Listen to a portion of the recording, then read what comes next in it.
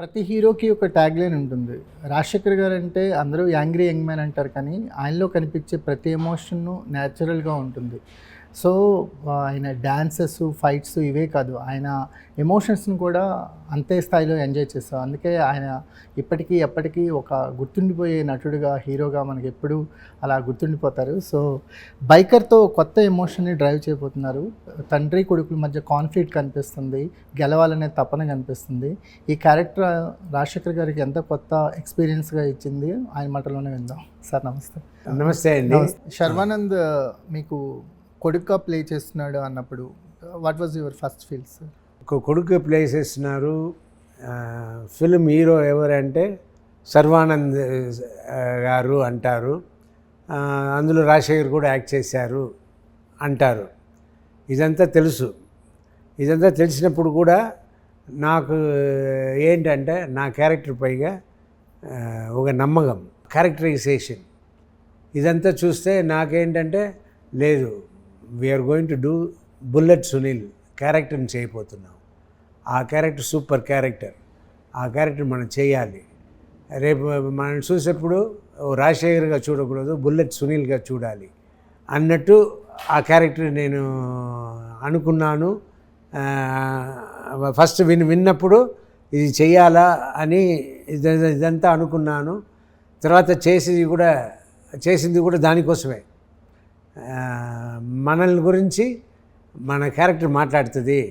So మనకి దానివల్ల మన ఫస్టా సెకండా మంచి క్యారెక్టర్ చేస్తా అన్న ఇది వద్దు, మంచి క్యారెక్టర్ చేసామన్న ఫీల్ ఉంటుంది అన్నట్టు చేశాను ఈ సినిమా. అది ఉంటుంది. మీకు ఈ క్యారెక్టర్లోకి ఎంటర్ అవడానికి అంటే మీరు ఈ కెరీర్ మొత్తంలో ఎన్నో క్యారెక్టర్స్ అంటే మోస్ట్ ఎక్స్పెరిమెంట్స్ చేసింది మీరే. మనం ఏదో బాజీగారు అనుకుంటాం కానీ 80స్లోనే తలంబరాలు చేసి ఒక యాంటీ హీరోగా హీరోయిన్ చేసిన మూవీ మీదే. సో మోస్ట్ ఎక్స్పెరిమెంట్స్ ఉన్నాయి మీ కెరియర్లో. డాన్సెస్, కమర్షియల్ డాన్సెస్ లేకుండా స్టార్ ఇమేజ్కి వచ్చింది మీరే.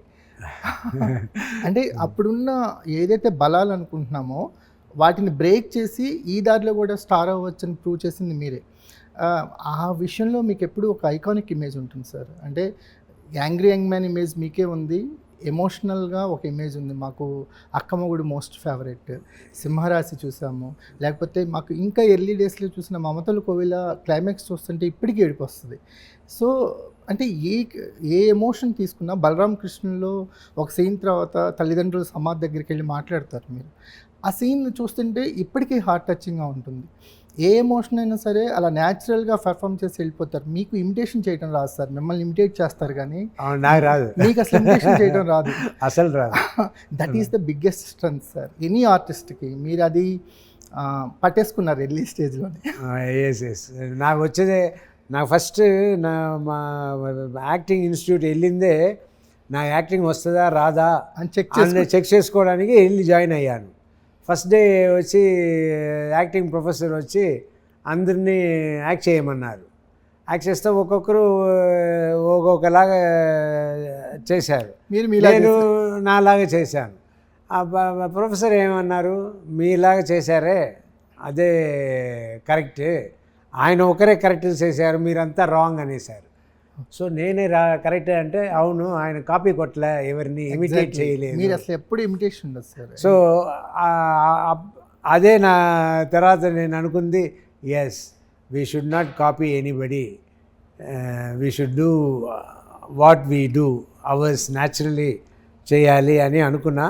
అదే కంటిన్యూ చేస్తాను.